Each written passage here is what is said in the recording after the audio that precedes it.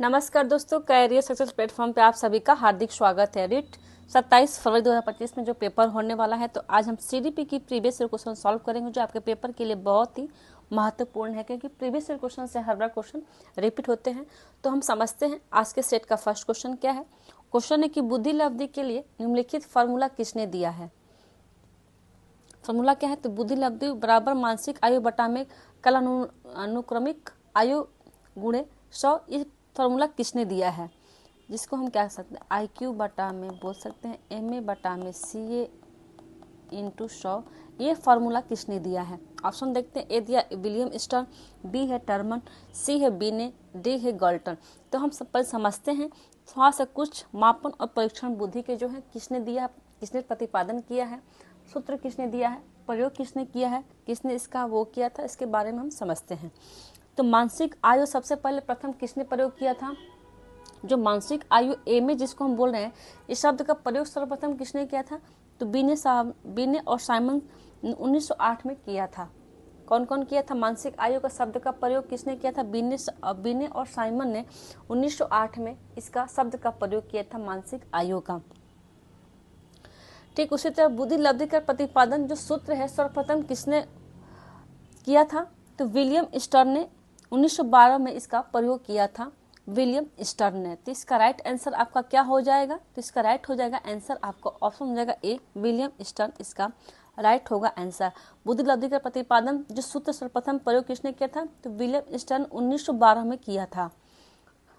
सूत्र क्या था हमारा, तो बुद्धि लब्धि में इसको आई क्यू बराबर ए में बटा में सी है, जिसको हम बोलते हैं मानसिक आयु बटा में वार्षिक आयु इंटू 100, इसको हम बोलते हैं। बुद्धि लब्धि का सर्वप्रथम प्रयोग टर्म 1916 में किया था।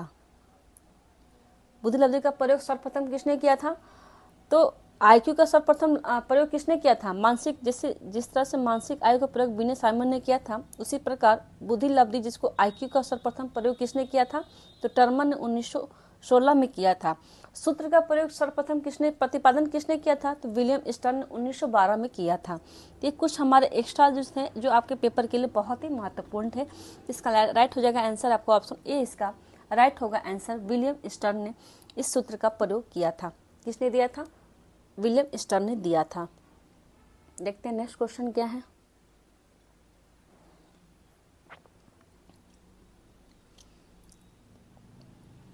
क्वेश्चन है कि रवि का बुद्धि परीक्षण इंगित करता है कि वह औसत से लेकर औसत से अधिक बुद्धिमत्ता की श्रेणी में आता है।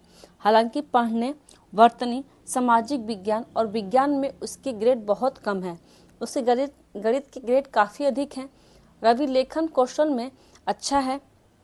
रवि में अधिक संभावना किस चीज़ की होती है। देखते हैं ऑप्शन दिया है। डिस्कैलकुलिया गणित से संबंधित विकृत है, बी है कि डिस्ग्राफिया लेखन संबंधित है, सी है डिसलेक्सिया जिसको पढ़ने संबंधित हम बोलते हैं, डी है डिस्फेजिया जो बोलने संबंधित है। तो इसने पूछा है कि वो औसत से लेकर औसत से अधिक बुद्धिमत्ता श्रेणी में आता है। हालांकि पढ़ने, वर्तनी, सामाजिक विज्ञान और विज्ञान में इसके ग्रेड क्या है, कम है, लेकिन उसके गणित में ग्रेड काफ़ी अधिक है। तो रवि के लेखन कौशल में अच्छा है। रवि में अधिक संभावना किस चीज़ की है, तो इसका राइट हो जाएगा आंसर आपका ऑप्शन हो जाएगा सी, पढ़ने संबंधित विकृत मतलब डिसलेक्सिया, इसका अधिक संभावना है। अब थोड़ा सा समझते हैं कि कौन सी आपकी अधिगम किस से संबंधित है। ठीक है, डिसलेक्सिया किससे संबंधित है हमारा, तो ये हमारा पढ़ने से संबंधित हमारा क्या हो जाएगा, डिसलेक्सिया हो जाएगा। उसके बाद से आता है हमारा क्या, डिस्ग्राफिया जिसको हम लेखन संबंधी बोलते हैं विकार।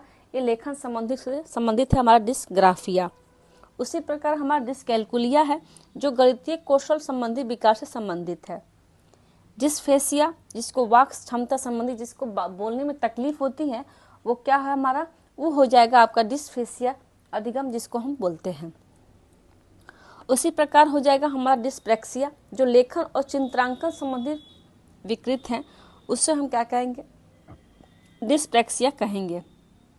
डिसऑर्थोग्राफिया किसे कहेंगे, तो वर्तनी संबंधी विकार को हम डिसऑर्थोग्राफिया कहेंगे। ये कुछ अधिगम तो जो बहुत ही महत्वपूर्ण है, किस अधिगम किसे संबंधित है, उससे हमारा ये हो जाएगा कंप्लीट। अब देखते हैं नेक्स्ट क्वेश्चन क्या है। इसके बाद से हमारा क्वेश्चन है कि निम्नलिखित में से कौन सी बचपन की विशेषता नहीं पूछा है?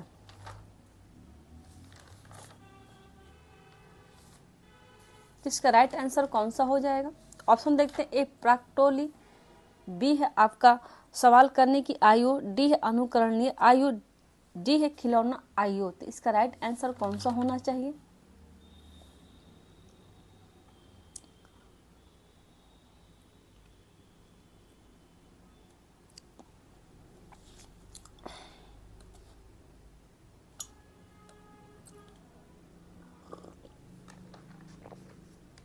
तो इसका राइट हो जाएगा आंसर आपका ऑप्शन हो जाएगा कौन सा?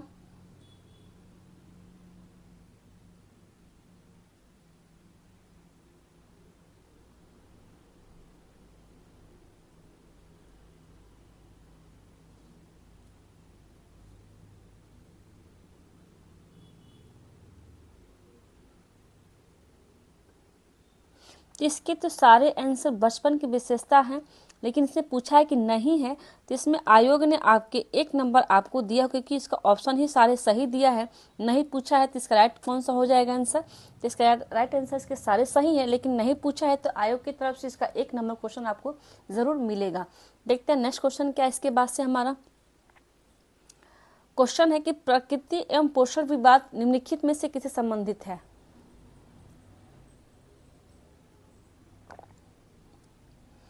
ऑप्शन दिया। ए आनुवंशिकी एवं वातावरण, बी है वातावरण एवं जीव विज्ञान, सी है व्यवहार एवं वातावरण, डी है वातावरण एवं पालन पोषण।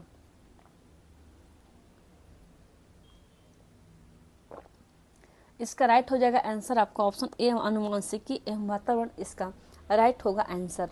नेक्स्ट क्वेश्चन है, प्रतिभाशाली बालक की बुद्धि लब्धि होती है। ऑप्शन ए है 130, बी है 140, सी है 55, डी है 120।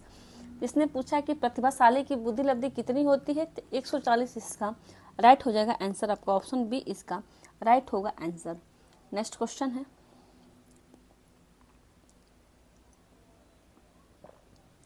स्कूलों को व्यक्तिगत भिन्नताओं का ध्यान रखना चाहिए क्योंकि ऑप्शन दिया। ए प्रत्येक छात्र को विशिष्ट महसूस करवाने हेतु, बी है समझने के लिए कि छात्र सीखने में समर्थ है या असमर्थ क्यों हो रहे हैं, सी है छात्रों एवं छात्राओं की क्षमताओं और प्रदर्शन को नहीं जानने के लिए, डी है छात्रों के बीच के अंतर को कम करने हेतु।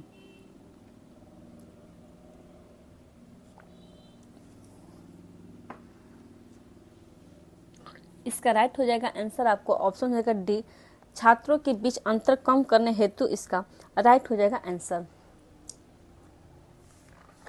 नेक्स्ट क्वेश्चन देखते हैं। क्वेश्चन है कि 16 वर्ष का आयु का बच्चा बुद्धि लब्धि परीक्षण में 75 अंक प्राप्त करता है तो उसकी मानसिक आयु डैश वर्ष होगी, कितनी होगी? ऑप्शन देखते। ए है 8, बी है 12, सी बी है 14, सी है 15, डी है 12। इसने पूछा है कि मानसिक आयु कितनी होगी, तो इसका राइट हो जाएगा आंसर आपका ऑप्शन हो जाएगा डी, इसका राइट होगा आंसर 12 वर्ष उसकी आयु होगी। नेक्स्ट क्वेश्चन देखते हैं। प्रत्येक व्यक्ति का कार्य निश्चित अयोग्यताओं में प्रतिबिंब होता है। किसी विशेष कार्य को करने में व्यक्ति अपनी समस्त मानसिक योग्यताओं में से कुछ को प्रतिदर्श के रूप में चुनाव कर लेता है। यह सिद्धांत किसने दिया है? ऑप्शन दिया। ए थॉर्नडाइक, बी है थॉर्स्टन, सी है गिलफोर्ड, डी है थॉमसन।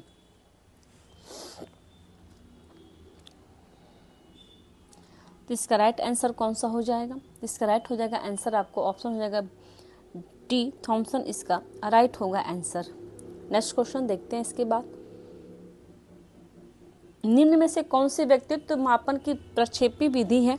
ऑप्शन ए है निर्धारण मापनी, बी है साक्षात्कार, सी है अवलोकन, डी है कथानक संप्रत्यक्षण प्रशिक्षण। तो इसका राइट हो जाएगा आंसर आपको ऑप्शन डी, इसका राइट होगा आंसर।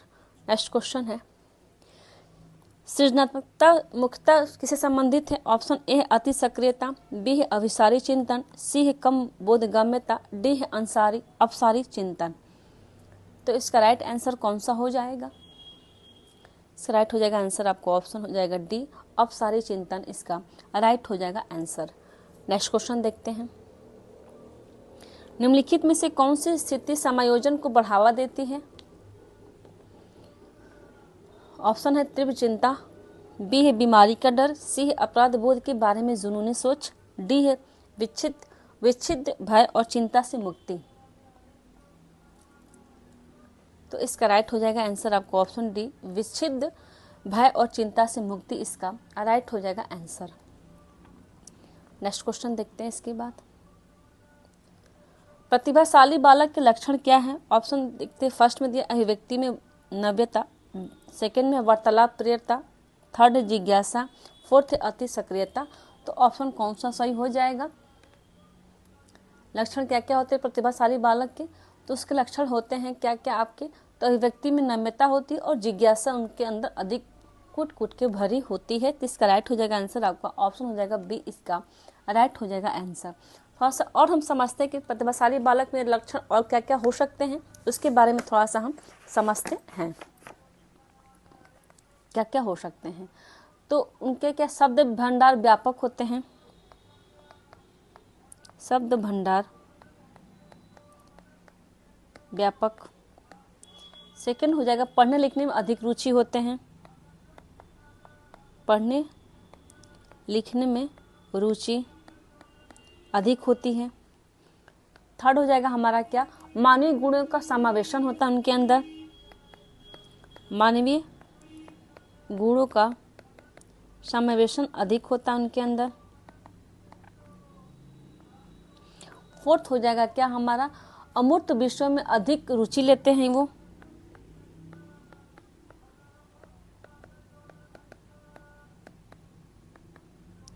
अधिक रुचि लेते हैं वो। फिफ्थ हो जाएगा हमारा क्या, बुद्धि परीक्षाओं में अधिक अंक लाते हैं वो, बुद्धि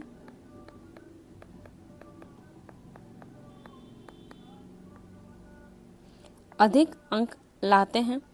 सिक्स हो जाएगा हमारा क्या, तीव्र तर्क शक्ति होती है उनके अंदर, तीव्र क्या होती है, तर्क शक्ति होती है उनके अंदर।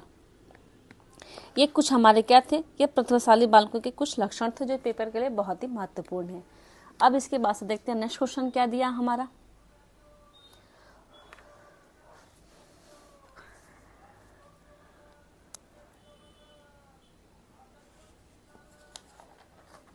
क्वेश्चन दिया कि निम्नलिखित में से कौन सा या कौन से कथन असत्य पूछा है। फर्स्ट में कि अब समझना जरूरी नहीं है कि प्रत्येक बच्चा अद्वितीय है। सेकेंड है कि बच्चा एक एकीकृत पूर्ण के रूप में विकसित होता है। थर्ड है विकास के एक पहलू में किसी समस्या के दूसरों को प्रभावित करने की संभावना होती है। फोर्थ है कि विकास एक अनुक्रमिक प्रक्रिया है। इसमें ऑप्शन कौन सा कथन पूछा, असत्य कौन सा है? तो केवल इसमें क्या है, बच्चा अद्वितीय होते हैं, ये कथन बिल्कुल आपका गलत होगा। राइट हो जाएगा आंसर आपका ऑप्शन डी, इसका राइट होगा आंसर। नेक्स्ट क्वेश्चन देखते हैं। डैश डैश डैश तब होता है या होती है जब परिपक्वता और अनुभव के कारण मनुष्य में क्रमबद्ध और प्रगतिशील परिवर्तन होते हैं। ऑप्शन दिया ए बुद्धि, बी है शारीरिक बदलाव, सी है विकास, डी है मानसिक परिवर्तन।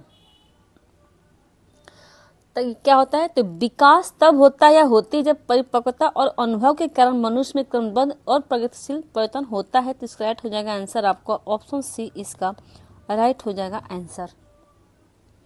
नेक्स्ट क्वेश्चन देखते हैं। सीखना व्यवहार में उत्तरोत्तर सामंजस्य की एक प्रक्रिया है, यह कथन किस शिक्षाविद के द्वारा दिया गया है? ऑप्शन देखते हैं। ए स्किनर, बी है क्रो एम क्रो, सी है वुडवर्थ, डी है गेट्स एवं अन्य। तो इसका राइट हो जाएगा आंसर आपको ऑप्शन हो जाएगा ए स्किनर, इसका राइट हो जाएगा आंसर। नेक्स्ट क्वेश्चन है। कक्षा 2 की छात्रा सृष्टि को अध्यापिका ने मूल गणित विषय के सवाल करवाए। अगले दिन उनसे बाजार में सामान खरीदने के उपरांत दुकानदार द्वारा की गई योग की गलती को चिन्हित करके सही करवाया। यह अधिगम कौन सा प्रकार है? ऑप्शन दिया ए नकारात्मक स्थानांतरण, बी है द्विपक्षीय स्थानांतरण, सी है सकारात्मक स्थानांतरण, डी है शून्य स्थानांतरण। तो इसका राइट हो जाएगा आंसर आपको ऑप्शन हो जाएगा बी, क्या हो जाएगा आपका सी, इसका राइट हो जाएगा आंसर आपका सकारात्मक स्थानांतरण, इसका राइट हो जाएगा आंसर। नेक्स्ट क्वेश्चन है। एक व्यक्ति में एक समय पर दो विपरीत इच्छाओं का होना क्या कहलाता है? ऑप्शन दिया ए द्वंद्व, बी है कुंठा, सी है चिंता, डी है दबाव। तो एक समय पर दो विपरीत इच्छाओं का होना क्या होता है, तो द्वंद्व, उसे हम कहते हैं। इसका राइट हो जाएगा आंसर आपको ऑप्शन ए इसका राइट होगा आंसर। नेक्स्ट क्वेश्चन देखते हैं। निम्न में से किस सिद्धांत को पुनर्बलन का सिद्धांत भी कहते हैं? ऑप्शन दिया, ए क्रिया प्रस्तुत अनुबंधन सिद्धांत, बी है उद्दीपक अनुक्रिया सिद्धांत, सी शास्त्रीय अनुबंधन सिद्धांत, डी है अंतर्दृष्टि सिद्धांत। तो इसका राइट हो जाएगा आंसर आपको ऑप्शन हो जाएगा ए क्रिया प्रस्तुत अनुबंधन का सिद्धांत हम कहते हैं। नेक्स्ट क्वेश्चन देखते हैं। इसके बाद क्वेश्चन के निम्नलिखित में से उस उदाहरण का चयन कीजिए जो आंतरिक अभिप्रेरणा को दर्शाता है। ऑप्शन दिया, ए वंदना परीक्षा में उसके अंक प्राप्त करने के लिए कठोर परिश्रम कर रही है जिससे वो अपने माता पिता से उपहार प्राप्त कर सके। बी है, उर्मिला फटाफट गृह कार्य समाप्त कर रही है, उसके गृह कार्य समाप्त करके वह टीवी देख सकेगी। सी है, ईला अपनी बहुत सारी पुस्तकें पढ़ रही है क्योंकि वह जिले में प्रथम स्थान प्राप्त करके विद्यालय का नाम जिला स्तर पर रोशन करना चाहती है। डी है, मेघा अपने परियोजना कार्य के लिए विभिन्न स्रोत तलाश कर रही है क्योंकि वह नई जानकारी प्राप्त करने में रुचि रखती है। तो इसका राइट हो जाएगा आंसर आपका ऑप्शन डी इसका राइट हो जाएगा आंसर। नेक्स्ट क्वेश्चन है, निम्न में से किसने अधिगम सिद्धांत का प्रतिपादन नहीं किया है? ऑप्शन दिया, ए थॉर्नडाइक, बी है स्किनर, सी है कोहलर, डी है बी एस ब्लूम। तो प्रतिपादन किसने नहीं किया है किसका? अधिगम सिद्धांत का। तो इसका राइट हो जाएगा आंसर आपको ऑप्शन हो जाएगा डी इसका राइट हो जाएगा आंसर। अधिगम सिद्धांत के प्रतिपादन कौन कौन है? तो थॉर्नडाइक है, स्किनर है, कोहलर है, ये हमारे क्या है, हमारे ये अधिगम सिद्धांत के प्रतिपादक हैं। ब्लूम नहीं है।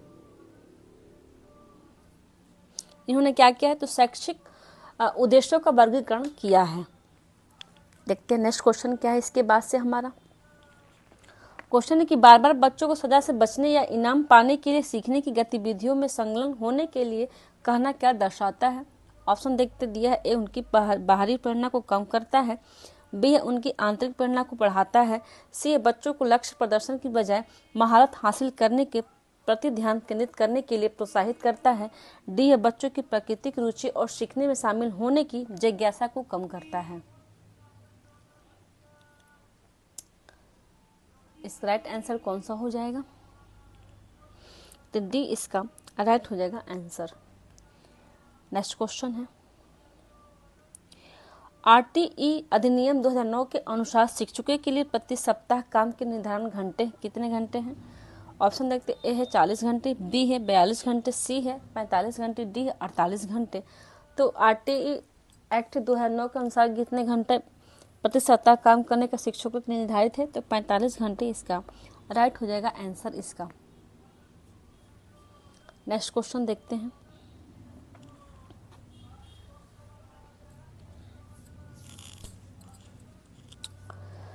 निम्न में से कौन सा एक उत्तम परीक्षण की विशेषताओं से भिन्न है? ऑप्शन दिया, ए विश्वसनीयता, बी है वस्तुनिष्ठता, सी है वैधता, डी है अभिक्षमता।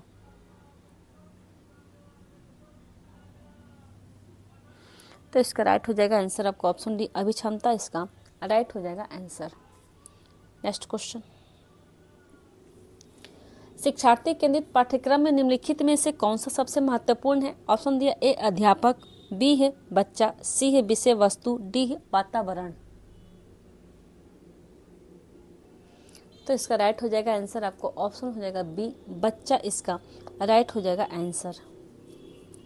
नेक्स्ट क्वेश्चन है, एक चिंतनशील शिक्षक कक्षा कक्ष में ऐसी परिस्थिति उत्पन्न करता है कि छात्र ऑप्शन दिया, ए व्याख्यान सुन सके, बी है कक्षा कक्ष में शिक्षक को व्याख्यान के नोट्स ले सके, सी है कक्षा कक्ष में अनुशासन बनाए रखे, डी है छात्रों और शिक्षक में पारस्परिक अंतःक्रिया को प्रोत्साहन मिले। तो इसका राइट हो जाएगा आंसर आपका कौन सा? डी इसका राइट हो जाएगा आंसर। नेक्स्ट क्वेश्चन है,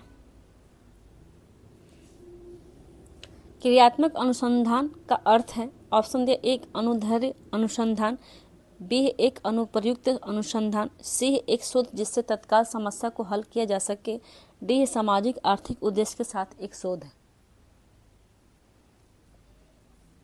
तो इसका राइट हो जाएगा आंसर कौन सा? तो एक शोध जिससे तत्काल समस्या को हल किया जा सके, इसका राइट हो जाएगा आंसर। नेक्स्ट क्वेश्चन है,